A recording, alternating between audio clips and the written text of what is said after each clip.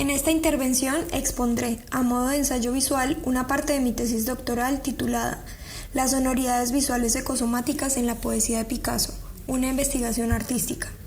Con ella pretendo interrogar diferentes modos de hacer que se relacionan con los gestos desarrollados al acercarse a los poemas, abriendo posibilidades de interacción con los múltiples acontecimientos que rodean el ecosistema de los poemas picasianos y las diversas maneras de hacer que definen una lectura, escritura, escucha poética.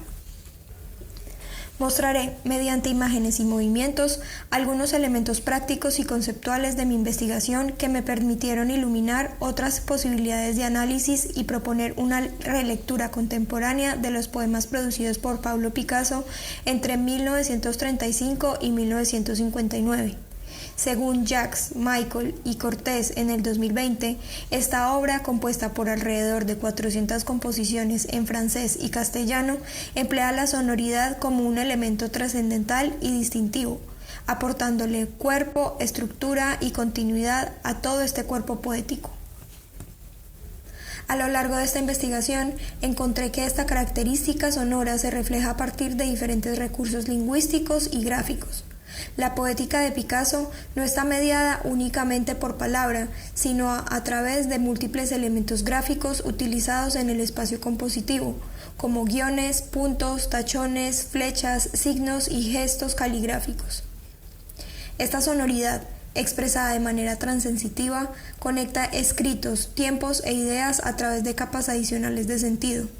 Las composiciones se entrelazan sobre un hilo conductor que Alberti en 1981 caracterizó como poesía enredadera, una cualidad que permite intuir una cohesión entre escritos, estructurándolos como una obra total y en movimiento, que varía de tono, ritmo y armonía. A través de diversas exploraciones, pude reconocer que estos elementos establecen una correspondencia correlativa en quien los lee, escucha, escribe o mira, desarrollando una poesía continuamente cambiante, múltiple y viva. Nunca he visto Lengua que hace en su cama cuando ya no se le importa ni un pito que el rocío que le pega la jaca, haciendo que se rosque un pollo en la sartén, que organizan el amor carnal la noche con sus guantes de risas. Si alrededor de la línea de fuego, mágica que parece nunca como pálido de ver cómo cuando huele y que eso se estremece, y si envidia al pájaro que canta y retuerce la cortina que avanza y se queda pública y la pone en miedo, que cuece en su cinta de todos los colores el arco iris, en la flauta la copa que cantándole responso sobre responso, como si cantar pudiese la calavera, ya que le muerde la mano y se le ve los suspendida sobre el anillo envuelto en el ruido de las alas de las moscas, que la nota que sostiene el violín no deja de respirar, apretándole el cuello con sus tenazas, roe la puñalada, y que hincha el lobo con las camisas castañeñas, con la razón perentoria del azul tan gracioso, el río que sentado en su silla curula y arreglándose las formas a cada momentito, cuando pasa la flecha tan veloz, le echa su pimienta y su sal, y lee el porvenir en el ojo del toro, puchero roto, cuchara hecha de boj y reloj de pulsera, orégano, laurel y aljofaina de plata.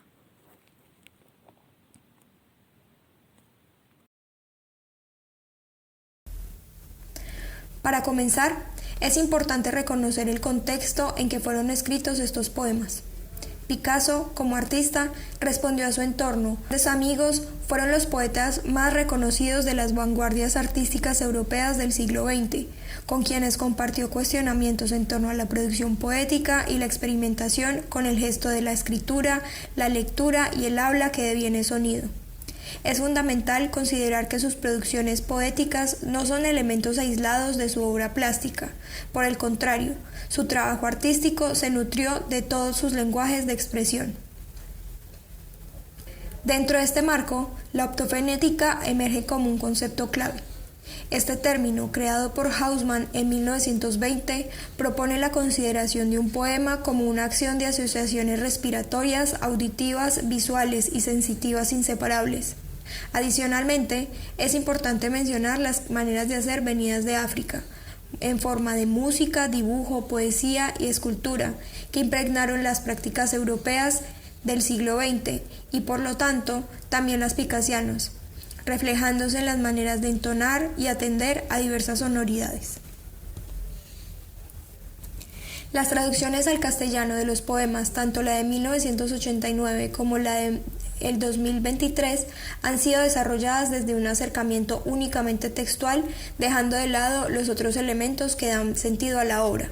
De ahí que encontré una urgencia por determinar que los poemas picasianos no son solo textuales, sino también visuales, sonoros y gestuales. El reduccionismo culocentrista y verbocentrista empobrece las maneras de habitar y comunicar. No se debe olvidar que este corpus poético es otro medio de creación de uno de los artistas visuales más importantes del siglo XX. A partir de estas premisas, me propuse abordar los textos desde gestos y espacios que permitieran expandir los modos de lectura estructurados. Para buscar una alternativa al óculo y verbocentrismo, reconocí 3 pilares fundamentales en las composiciones poéticas: el espacio, el tiempo y el cuerpo.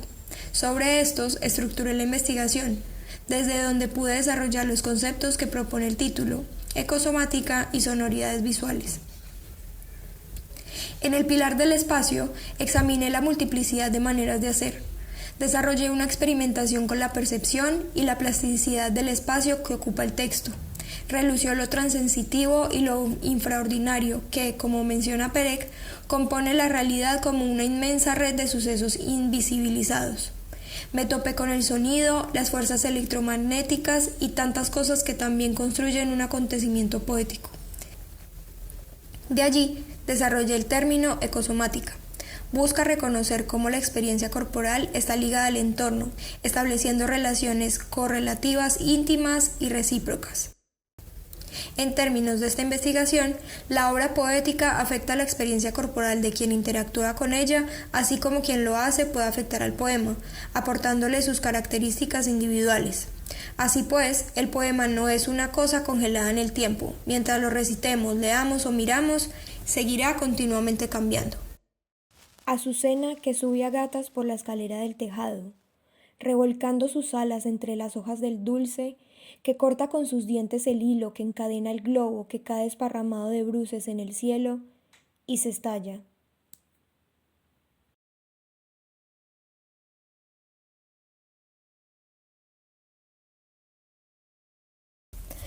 El segundo pilar es el tiempo, donde propongo que habitan la imaginación y la memoria. Experimenté con esta multitemporalidad del poema. Aquí surge lo que Andrew Michael denominó como una escritura laberíntica, una sucesión de hiperoraciones ondulatorias que se enredan a lo largo del texto, conectando todo el corpus poético y expandiendo la temporalidad de cada composición. La obra se desarrolla como un corpus total donde los poemas vuelven constantemente sobre sí mismos. A partir de esto, propuse el concepto de gestos resplandecientes y resonantes. Para leer a Picasso, es necesario tener en cuenta que sus composiciones resuenan y resplandecen a través de diversos gestos que se repiten, reflejándose entre ellos y abriendo otros espacios y tiempos de significación. El tercer eje es el cuerpo, que desarrolla una serie de gestos al recitar, leer o escribir poesía. Exploré los cuerpos de quienes interactúan con los poemas y también los cuerpos formales de los propios poemas, construidos por textos, caligrafías, símbolos, movimientos y silencios que le aportan una serie de sonoridades particulares. Como ya se ha venido planteando, estas composiciones se expresan desde diversos canales de comunicación. Son transensitivas. La división entre visual, sonoro o textual se diluye. A partir de esto, desarrollé el concepto de sonoridades visuales. Estas proponen la coordinación de diversos lenguajes comunicativos que se expresan en un poema a través de lo que Hausmann nombró como elementos optofonéticos, optovisuales y fonéticos sonoros. Son elementos sinestésicos donde las sonoridades se nutren de los elementos visuales y las visualidades se nutren de las sonoridades, es decir, son elementos ecosomáticos. En estos poemas suceden múltiples tiempos, gestos y sonidos diferentes cuando aparentemente solo uno está aconteciendo, formando el ecosistema que es un poema. Desde mi práctica artística, propuse diversas maneras de explorar el sonido que resuena a partir de estos poemas para seguir nutriendo su visualidad. El sonido de la voz, por ejemplo, vibra y penetra los tejidos, haciendo vibrar el cuerpo. Estas experimentaciones abren la posibilidad de reconocer la huella y el rastro que el sonido imprime en el poema, generado desde elementos gestuales, visuales o textuales, y también la huella particular que se genera desde las características del cuerpo que recita. Entonces, el poema nunca es una sola cosa en tanto que se recite, se lea o se mire.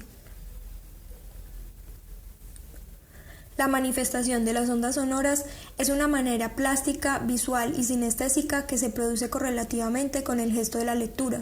Reúne y expresa a su vez el concepto de ecosomática, así como también el de las sonoridades visuales.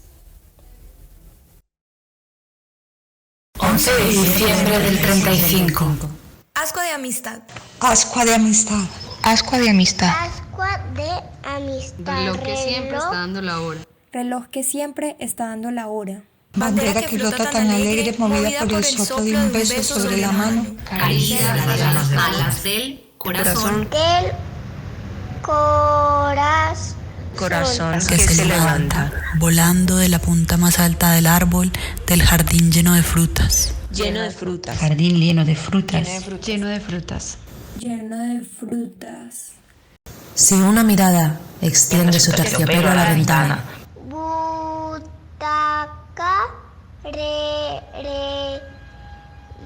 Rellena de chaleco arrancado a la boca Cubierta de Toda la toda paciencia del gusano y teñida por la cinta del color mediterráneo. La paciencia del gusano y teñida por la cinta del color mediterráneo. toda la paciencia del gusano y teñida por la cinta del color mediterráneo. Toda la paciencia del gusano y teñida por la cinta del color mediterráneo. Mesa puesta con tanta gracia sobre la mano del mendigo vestido nada más que de las flores. Vestido nada más que las flores limosnas recogidas por esos montos arrastrados por él. Trinchera de lazos de color de rosa trenzados De una cierta manera para escribir Las palabras que solas han de cantar sus nombres. Ante cantar sus nombres. Para leer a Picasso hace falta una apertura ecosimática que potencie la interacción de elementos que componen toda la obra poética. El poema ilumina constantemente cosas por conocer dentro de eso que ya es conocido. De allí el nombre de esta pieza, Las palabras desconocidas de las palabras conocidas de Picasso. Es una obra generativa que aprovecha la vibración del sonido al que induce el poema para nutrir su visualidad y viceversa. 3. 1, 0, 2, 8, 3, 7, 3, 22, 9, 12, 5, 30, 6, 11 y medio, 1, 333, 150, un cuarto, 17, 303, 1, 106, 33.333.333, 10, 44, 9, 22, 43, 95. La mano hace la sombra que la luz le dejaba hacer y atiborra de silencio la suma de los números 3, 5, 10, 15, 21, 2, 75 y el pañuelo que flota llevado por las garras del cabello, sus alas desplegadas, arremolinándose, ebrio de libertad, en el azul de las rayas de la blusa a cielo abierto del infinito.